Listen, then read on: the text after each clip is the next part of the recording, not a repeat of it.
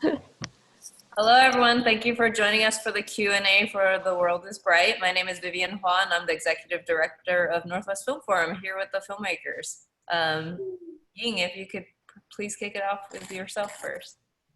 Oh, sure. Yeah, first of all, thanks so much for inviting us and for inviting the film. Actually, my younger sister is living in Seattle. So before pandemic, I often went down to visit her. So Seattle is almost like my extended home. So it feels very special to show this film in Seattle. Thanks so much. And yeah, and you're the director and the co-writer. Oh yes, yeah. I'm Ying Wang. I'm the director and co-writer and the co-producer of the film. Yeah, so I pass to my colleagues. Colleagues. Sounds so corporate. But I just realized this is actually our first time since pandemic. 3 of us got together to talk. Yeah, this is our first time after scary. Death. Yeah, after death. Scared for me for a second. Yeah, because last time we all together is actually were the Portland International Film Festival, and but Lawrence was not there. Well, Lawrence was not there. Yeah, but we were live and with the audience talking about the film. Yeah. My name is Jianping Su. I'm the producer and also the co-cinematographer for the film. The World is Bright. Pleasure to be here. Thank you for having us. Yeah, and I'm Lawrence Lam, and I'm the editor and co-writer for The World is Bright. Awesome. So, I mean, let's start from the beginning. How did you come across this story and decide that it was one you wanted to tell? So it was in 2007. I had a friend who was working for Vancouver-based Chinese media, and he went to a press conference held for the parents. And after the press conference, he told me about this story. So around time, there were a couple actually the death case of international student in Vancouver. So we were already started to be interested in this issue. And also at that time, Shiming's case, there was still a lot of mystery around his case. For example, like whether it's murder or it's a suicide, and also why, he was buried first. So still a lot of questions. And also the fact the parents came all the way from China, come here to find out the truth, and they was very determined to dig into the what happened to their son. So that determination also I felt very intriguing. So because all these reasons, I got in contact with their lawyer, Lawrence Wang, and Lawrence Wang connected me with the father. So on our first day, the father agreed that we could follow their journey. Awesome. I mean, obviously you filmed this piece for so long, and I'm just wondering, how did you keep up with it that whole time and stay determined to tell this story? Because there were so many twists and turns, such long periods in between. What made you want to continue with it? So actually, all these twists and turns was one big factor that keep us going. Because actually, during the time, there were many moments we thought, okay, it's end. For example, when the immigration proposed the settlement outside of the court, we said, okay, now there's a solution. But it's never end. It's just keep on going. So that's why, and also along with following the case, we dig out more layer of the story than just the legal part. For example, the mental illness, and then the whole family story, the culture story, the parenting, and there's a whole it's almost another history revealed. And actually, I feel that became more and more interesting. And also, the more we found, the more we wanted to share the story with the world. Yeah. So maybe Jianping also have something to share. Yeah, I think there was many years ago, and when first Ying mentioned this case to me, imagine like many years ago there was really not a lot of social medias around us, and then this news actually was quite big in the local immigrant community.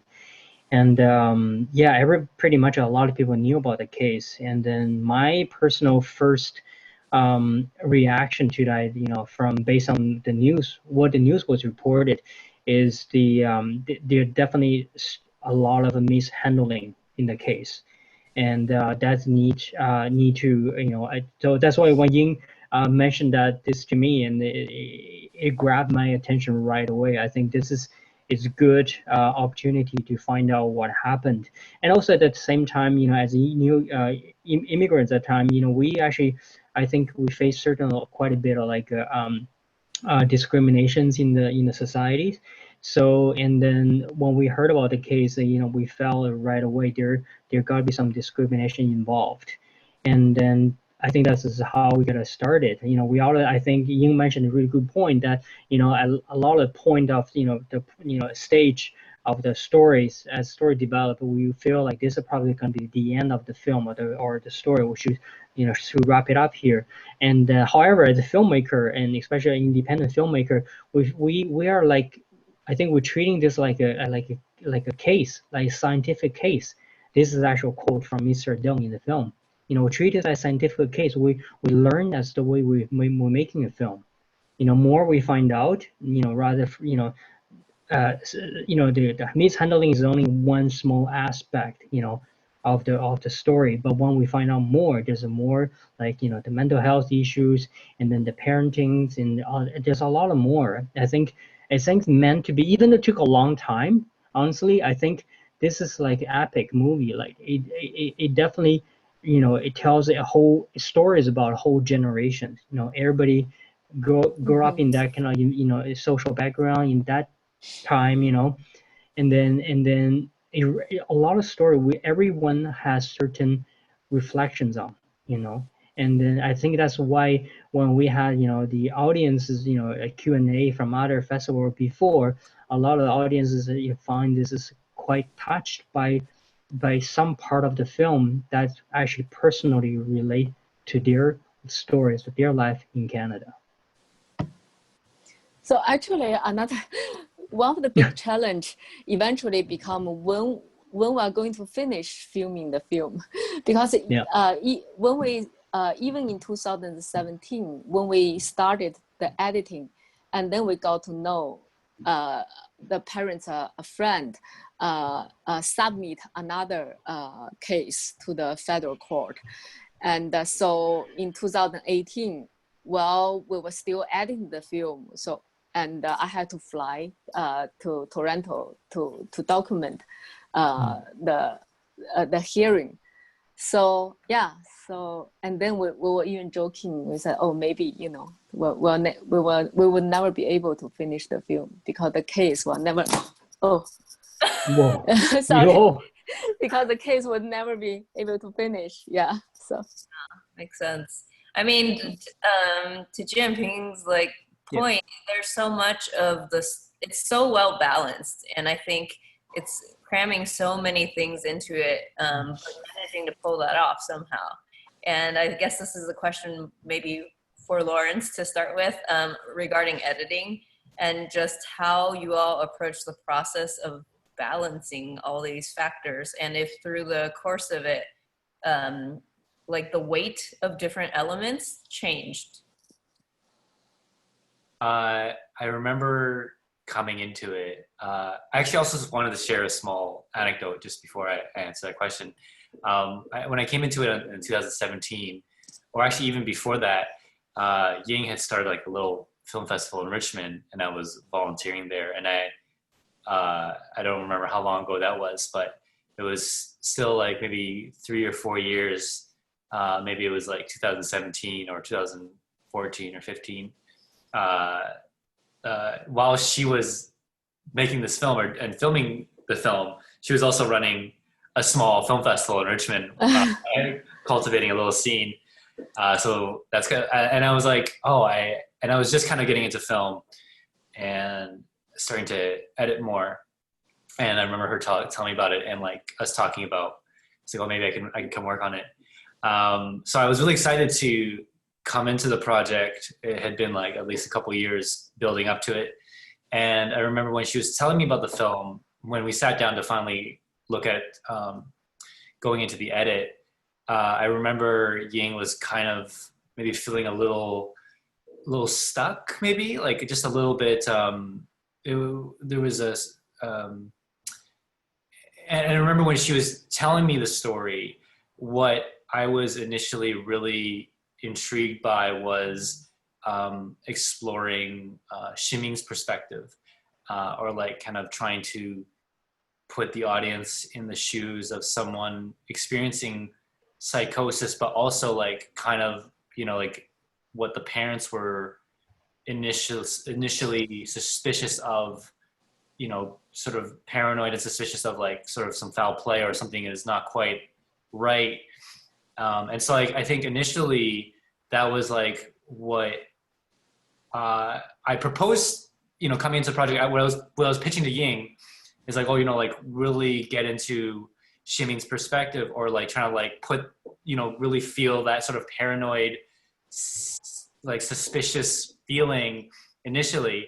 And I think organically through the process, as we were going through, the parents' story kind of kept coming up and kept feeling like the strongest material. And I remember like editing all, the stuff at the end, like the conversation with the parents, just like them talking to the lawyer and talking to each other. That was like the easiest stuff to cut, and it just kind of like was just there to find. And I feel like those scenes had gone through the least amount of like cutting or like kind of tweaking, because it was just like great material that was there. And so it was interesting how like, and it was something that Ying always felt. I think Ying always felt like it's the parent's story. But I came and was like, I think it's like, there's a lot more. And Ying was feeling it too. Like he kind of wanted to explore like a bit of Ximing's perspective, but I really pushed that hard to really go deep in there. And I realized actually, no, wait, it is really like the parent's story, but kind of like through a similar, like kind of like taking a sidestep into like the also as like a way to engage and grab as almost like a hook for the audience to kind of the sort of intrigue or the mystery of what he went through. So like it kind of a lot of the work was trying to figure out the balance of like Ximing's story and the parent's story, and like what information and what order in order to keep it the most interesting and most dramatically interesting, but also like still accurate and like, yeah. Yeah, I was surprised by the end of it. It became to me like a story about the parents, but also about just grief in general. And I'm wondering if that's an accurate assessment for you all, and maybe what you learned in that process regarding those emotions specifically, I guess. I think I think a grief is one element of the whole story we want to tell, because later on, after we went to Sichuan with the father, after we realized that there was a big family behind the Shiming, behind the two lonely parents. And then after we dig out the Shiming's, diary and, the whole history revealed, for me, I was very clear that those layers, those family story, those history that's the story I want to tell, not just the mental health issue or the legal issue. So this human story, that's I want to tell. But I think because in 2007, we also went to outreach filming across Canada. We interviewed a lot of experts, like over 20 experts. 2017, 2017. 2017, working in the immigration, mental health, legal section. So we also collected this big footage material of interview that addressed all these issues revealed in the film. So after coming back, and actually I feel excited because there's more material collected, more depth, and also overwhelmed. So when Lawrence joined in 2017, and I think he really brought a fresh perspective of like how the story should start, how the story should be told, especially the entering point, the murder mystery, and so enter from there, and then gradually we reveal, the complete different world.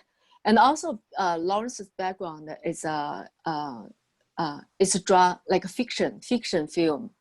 So I think along the way, like collaborating with him, like I think he really contribute, the thriller, drama thriller, the whole feeling of the film, and I think it's a, and also his fresh perspective often could also help me to see whether, okay, this part maybe is too much, maybe that part is more relevant, okay, this part is maybe more interesting, and also I think the culture difference, because he's mainly growing up here, and I still, I think the Chinese, especially mainland China, that culture historical is define me. So I feel there's also the cross-cultural communication, and also I feel that is very interesting, also very important. For example, some part is whether because the main audience is here, right? Like whether people here doesn't from that cultural background, whether people can relate to a certain part, and how we can make the storytelling of the film more universal. So I think this is all came out of this collaboration. Yeah. And speaking of the kind of multicultural element, I found myself when watching it, and like, for example, seeing the dad talk on the phone in like poor English, like trying to get information, and just feeling like, oh my God, like being a filmmaker there who also speaks English and Chinese, like how do you not face that temptation of like interjecting, or there's weird stuff coming from? What's the noise? I don't know. I think it's coming from Jinping's. Oh. He's on face. But yeah, like how did you keep yourself out of that story and try to like, because there is this moment too when you're talking to their family in China and they're asking you about son. What's that? I think. Yeah, it's my kids. You can just hit the mute button. Yeah. But yeah, there's a point in China where you do kind of answer his extended family and say like, oh, he hasn't died, he's okay. So how did you kind of balance that or deal with that, being with the family for such a long period of time? I think first of all is I I always don't think a documentary filmmaker should be a fly on the wall, and we're not, we're a human being. And the reason we involved in a project is out of our curiosity and also out of our caring for the subject, for the people. So during this process, it's impossible to not to lend a hand to the parents, and also I believe it's not my role to intervene how they deal with other people, how they dealt with their family member, and I should completely respect what he wanted to what kind of information he wanted to pass, and I should record, because whatever the way, because I feel the way he dealt with family is part of this complexity, is part of this truth, because indeed that's how Chinese family, that's dynamic, and how Chinese family member, how they talk to each other. So I was there. I actually I didn't feel it's too complicated or it's too difficult, because I think this is my bottom line is to be a support, and to at the same time to document, to observe, and not to intervene. And I think there's also a difference is how you get info, how you film well is how you want to tell the story, that your independence and your point of view that will be expressed through editing, this process through how you tell the story. So that's I don't know whether I answer your question. It was not too complicated. I'm very curious about the elements of the film, such as the reenactment with the immigration officer, for example, and how those kind of moments came about and when they came about in the process. I think before even getting into the shooting reenactment and editing, and another thing I was very clear is I need to use a reenactment this tool or this language in this film, because we had very little information actually from Shiming, and Shiming didn't leave a lot of things, and also I also felt to understand the people who are struggling with mental illness, who are suffering with mental illness, you have to bring the audience inside their mind to really experience what they are experiencing. So I used that in my first film, Sisters. So the sister, although that was based on my sister's struggle with eating disorder, but that film was treated completely in a fiction way, because I feel in that way it would be giving me freedom to really create the world that the people suffering from mental illness would experience. And then that's for the reenactment for Shiming's part. But for the legal part, I think we got all these court documents. Reading that actually is like a reading script. It's really like you could really feel the character on the script and feel the dynamic. So I was wondering like how we could portray this legal process, which also people don't normally experience. And the idea of this black hole actually came after our interview with many immigration lawyers.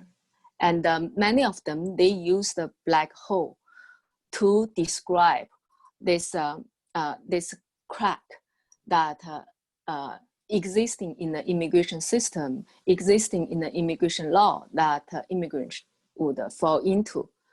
So after the interview, I felt the black hole could be could be the visual metaphor for us to start to create the legal process that Shiming went through. And also, I think the process of the reenactment, that was also a collaboration with Lawrence. Lawrence was the co-writer and a co-director of the whole reenactment filming.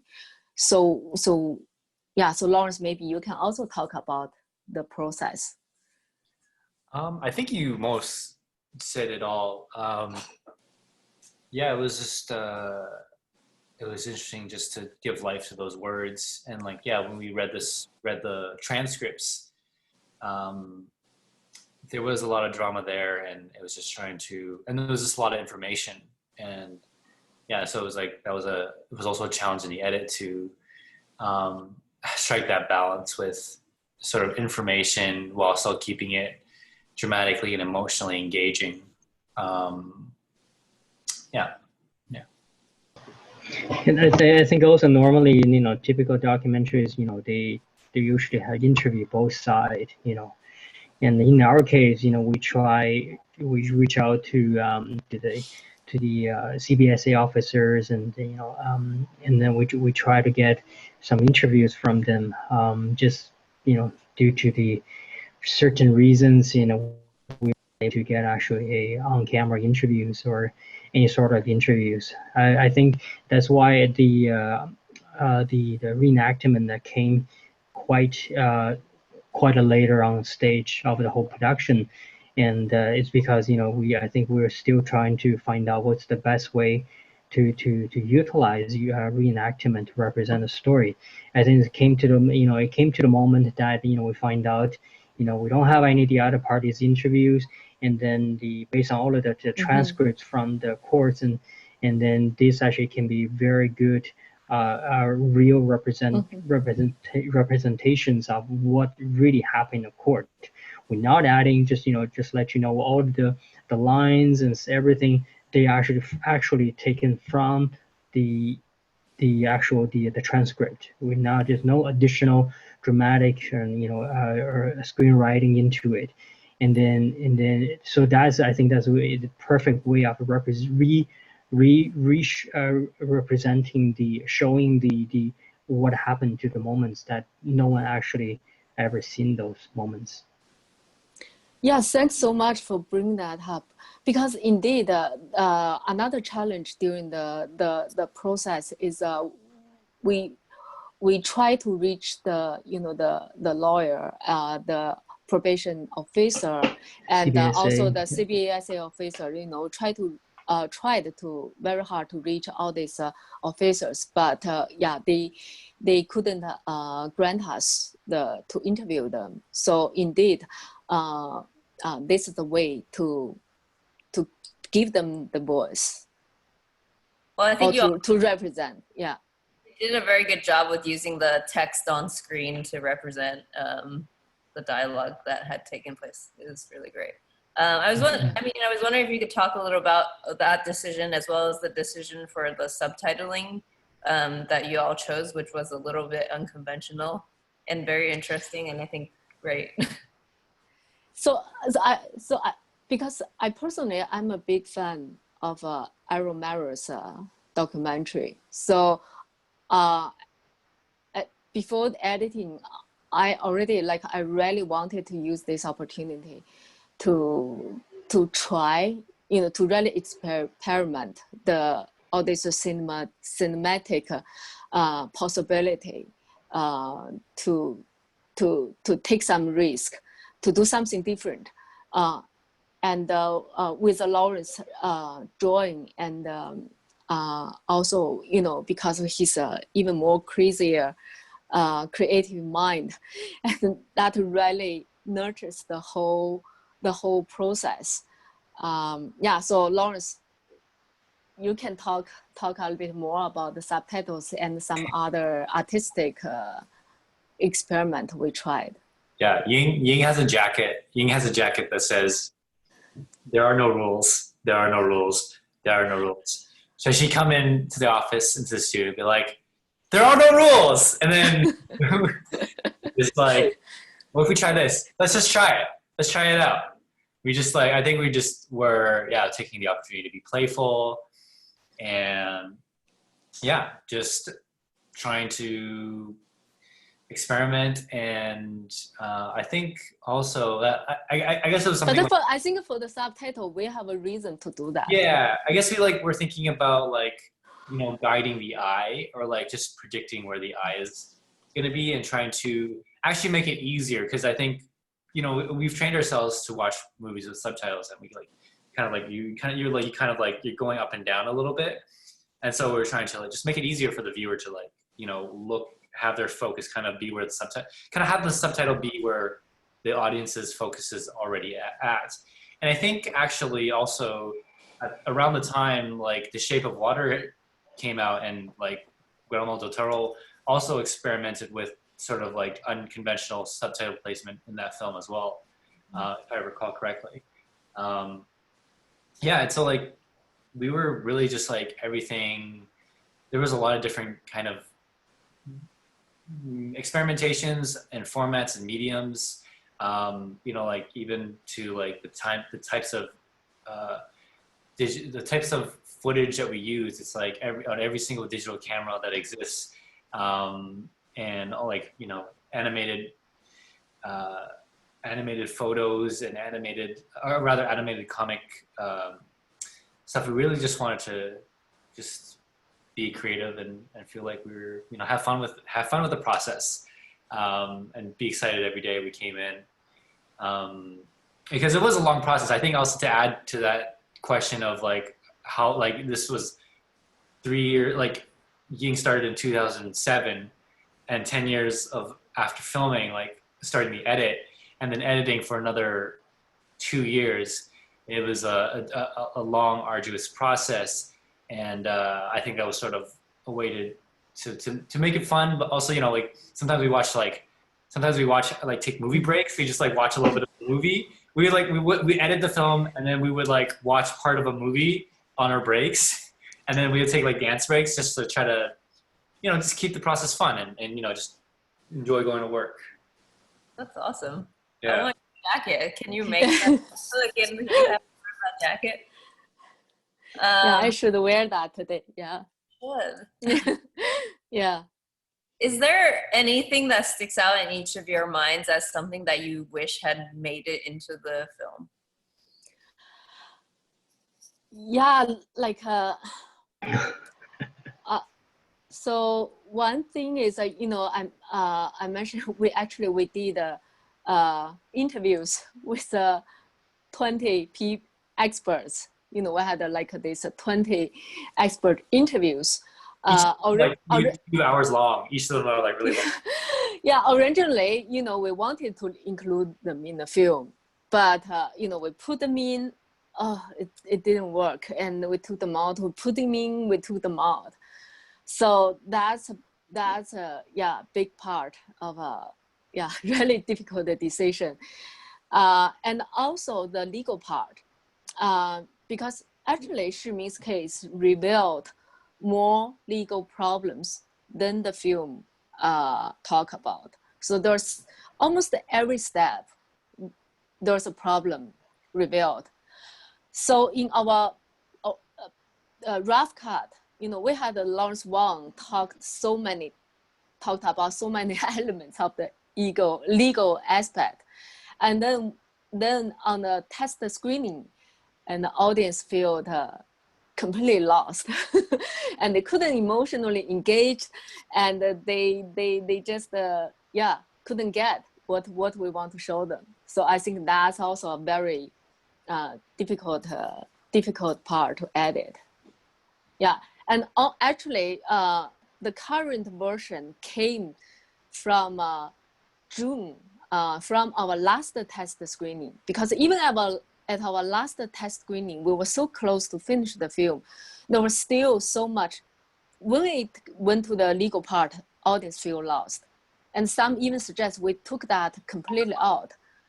So then after our last test screening, and I remember Lawrence and I, we were looking at each other like speechless, like we don't know what we can continue. And then we figure out, okay, since the parents, audience can always follow the parents, since the audience related to parents so closely, let's just completely stick with the parents' point of view, with the parents' question. Mm-hmm. So whatever parents ask, so they ask, we find out the answer. They ask, we try to get the answer. So that really guide us to find what should be in the film, what should take out. And it made, sorry. Yeah, you go ahead. Yeah. I just wanted to add the animate. That was sort of like what we realized would make the more complex information, or just like the complexities and the things that were like confusing, more dramatically engaging, because it was through the parents' perspective. Like the parents were confused and the parents were not sure about this, and rather than like sort of trying to just like have Lawrence Wong explain all these like complicated complexities within the legal system, it was just, yeah, it was like, oh yeah, it just made it much more interesting to watch and digest, much more digestible for audiences. I think it's a very organic process. You know, at the beginning we'll have the idea, so we want to show some interviews from Lawrence Wong or from other experts, and then I think it is the story itself is so long and then so strong. I think is really hard to find. I think having both of them in, because I remember I've been to all of the different edits screenings, and I remember watching from the first edit until the latest one. I can totally see that from beginning we're trying to put stuff in, trying to put a different interviews, try to put the Lawrence Wong as a interview subject into the film, but gradually we find out is not working out. So I think, and then gradually Lawrence Wong become actually a strong characters in the film. The parents more become a character rather than a storytelling interview subject in the film. So I think the whole process is very organic, came off through many different attempts, different artistic approach to the edits to make the final edit happen. I'm very interested. Yeah, long process. Yeah. I mean, I feel like you could probably release the immigration videos as its own separate thing and people would watch it. Sure. Actually, yeah, that's another work we need to finish, is to finish all these interview videos and to release them. Because there are indeed a lot of insights and a lot of very important information that should be shared with the public. Yeah, so now we take that as a separate project. And also, I remember the first edit, I remember, correct me if I'm wrong, Ying and Lawrence, it was about 2.5 hours, I think, the first edit, roughly. And I think this shows that how much more subjects, how much more we want to talk about in this film. And that's, going back to what you asked, Vivian, and what else you want to, we wish we had, the time and put into this. But we along the way, we're realizing that, it's really hard to fit everything into this feature. So gradually we have to take a lot of stuff. And then one of the key things I think is about we wish we had time to talk about in the film is the more about the parenting in the traditional educations, the impact on the story, from that aspect. This could be one thing, or maybe you have others you wish were in the film. I thought it was like closer to 3 hours, maybe. But like, Yeah, 3 hours. Yeah. It was quite long. Yeah, it was a lot of material. It was a lot. Yeah. I'm curious about you all are preparing to make a Chinese language edit, and well, one, is it going to be different in the things that you're focusing on, or is it just a language switch? And the other related question I have is, we talked a bit about like sort of Canadian born Chinese or Chinese immigrating to Canada, and how there's like a slight cultural difference. And I'm wondering, between those two populations and just like straight up not Chinese people, what are are there like vastly different reactions that you see in terms of how people are processing the film or what they're taking away from it? First of all, for the Chinese version, actually it's just the Chinese subtitles. So there will be the same film, it's just well put on the Chinese subtitles. For the, I don't know, Lawrence, do you have any observation of people from? I think some folks have been reacting to the film, especially like immigrant kids, or rather like, you know, kids who aren't born here, or like coming here like to study here, other students. I think some kids have reacted saying like they do see themselves in shimming, and they do feel like they get that sense of isolation and loneliness, and they can relate to the character shimming, and the need to like have their parents feel like they're doing well, even if they're not doing well.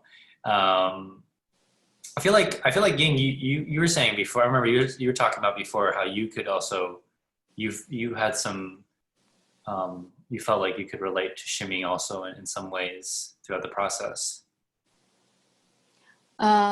Yes, and because I came first as an international student and then become landed immigrant in Canada.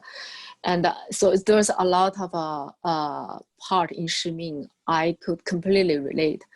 And also we grew up in a similar similar generation. So we experienced the similar culture and economic change in China, as well as came here. So from the audience, it's also depends on the age. A lot of, for example, new immigrants, a lot of people who are parents already, they could really relate to the parents in the film, and younger people, because we showed in the university in Vancouver, a lot of younger international students, definitely they feel strongly related to shimming, the loneliness, and also the not be aware of the mental problem is a problem, and the shame to really talk about that, to tell to let other people know, and then the definitely there's no way for them to really went out to seek help. So all this stigma around mental illness, I think that's the same. Yeah, but Lawrence, I'm curious, like for you, because you were born and grew up here, right? Like for you, and also for your friends, with a similar background as you, how they relate to the film and how they respond to the characters, to the story. I think folks who are, I think sort of like the stigma around mental illness is still pretty strong in North America. And also like, I think kids of, immigrant, sort of first generation kids kind of go through similar things where it's like talking about mental illness or even having the tools or language to talk about it is really not learned in a way. It's still like kind of still being, the education is still happening in society. And I think it's that was part of it, is sort of like the inability to talk about mental illness or struggles, and the stigma of that is still there. Yeah, I would say that. I think this is a really mental health issue. Is really universal. I think regardless of the background, whether you're born here or raised in China, I remember doing one of the Q&As interactions with one of the audience, who is a Canadian-born Chinese, and he came over to me, telling me that his father was immigrant to Canada, and because his father had a mental illness, and then in fact, actually, unfortunately, was never been understood or by the family. So their personal stories, because of this, the father actually developed a distance with the family. However, after watching the film, the families actually start realizing that, understanding that when the father many years ago came here by himself, how much he gone through, and and then also the challenges he was facing, with the mental health. And then I think that is really came down to the moment that the both end is actually learning and understanding each other. I also want to add, although the story is about one Chinese family story, but actually a lot of themes the film touch upon is quite universal, and our audience actually is very like it's not only Chinese audience. Actually, it's very multicultural like background. Because nowadays the migrant is not only from developing country to the developed country, right? Like it's not from the east to the west. Now people moving around all of the world. I remember after one screening, there was a Caucasian, like middle-aged Caucasian lady, and she was became so emotional, and she said. Because her two kids now are working in Asia. One is in China, one is in Vietnam. And especially the one in Vietnam, that was his son, has been suffering a lot of issues. And before watching the film, she said she didn't understand why the son has had some problem to adjust the life there. But after watching the film, and she said she really start to understand what the son is experiencing. And she said she couldn't imagine what happened to their son in another country, how she would respond. And we also have I remember one screening in university, and one student from Mexico, and he texted me the next day. He said, after watching your film, the first thing I did is I called my parents in Mexico. I told them how much I love them. so it's so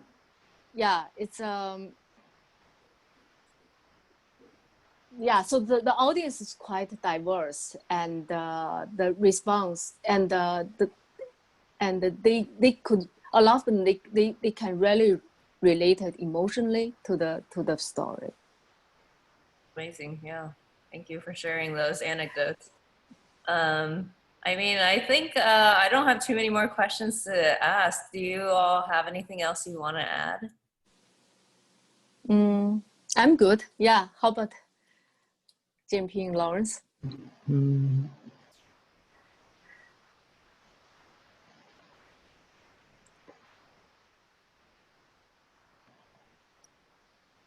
None for me. I hope everyone enjoyed the film, and yes, if anyone knows, I really love our cover of our Chinese cover of "Creep" of. I love that song, and every time I hear it, every time I see the end, my tears get a little moist. So I hope everyone enjoyed, and if anyone has a direct link to Tom York, just let us know, because I'm trying. Yeah, we're still trying to reach out to him. Yeah, I think it's just one more thing I'd like to add it on top is because we through the 10 years or 11 years of filming, we had actually a lot of interviews with those experts, and we're in the process of making those valuable, very insightful interviews online. We're hoping, this film can be just a start, and then we are hoping, a lot of other people having a similar experience, or seeing someone else having the experience. They could use this film, and also the videos we will be putting online, and as resources, helping each other to go through this difficult time in their life. And those videos actually will be edited and then put on the website, and as a open sources for everyone to watch. And then we're also going to have a lot of additional links, and then for the local societies where you can reach out for help. And it will be a very multi-dimensional full pack with the information, and for the society, for the community, for the people. That's amazing. Yeah, I want to add first, echo to Lawrence. Indeed, the Creep, this is the first bilingual Creep, and we in the world, and we created that. That was also part of this exciting experiment, and also a lot of effort, and we are so proud. Like, yeah, I'm just very proud of the achievement of this and indeed we are looking for the opportunity to get the universal right, so that we can widely distribute the film, so anyone can help us to connect with Radiohead. That would be great. And secondly is indeed we have a kickoff of an impact campaign, and because of the film, definitely there's some social issues we really want to address. One is mental illness, especially in the immigration community. The other is the immigration legal and justice in the immigration legal system. So actually last week we had a screening actually in Tacoma. So Tacoma had a welcoming week for the new immigrant. So they showed the film, and then we brought in the expert working in the mental illness. So we had a online conversation. So if now we are doing that in Canada and in whole North America. So so anyone want to host more screenings of the film, and we'll be very happy. And then we, after screening, we'll all have conversation. But those community screening will be more focused on the issue. And the last is I'm very, very happy that Vivian and the local festival give us this opportunity, not only show the film, and also give us this opportunity to talk about the artistic part of the film. Yeah. Because as a filmmaker, the first thing is to make a good film. And now, and finally, we had this chance to share this creative journey, which I feel is equally important as the issue the film want to address. So yeah, I'm very happy and very grateful to this opportunity. And thanks so much for JMP, Lawrence, you guys to be there for this long journey. Yeah, it's amazing that yeah, we come together now to talk about it again. We're still here, still going. Yes, it's getting longer. Yeah, actually. We just finished a new trailer. Last night. Yeah. Last night, actually. Yeah. It's really good. It's got the song. It's got the creep cover. Feel free to share it with us so we can use it. That sounds great. Mm-hmm. What is the website, just so we can put it for everyone to know? Website, we're still building it. We hope to launch it in 2 weeks. Yeah, so that's. You have a URL for it? The word is bright.ca. Okay, cool. Yeah. All right. Well, thank you for your time. Thank you. Thank you so much. Thank you for having us. Thank you, everyone. Yeah. Good night.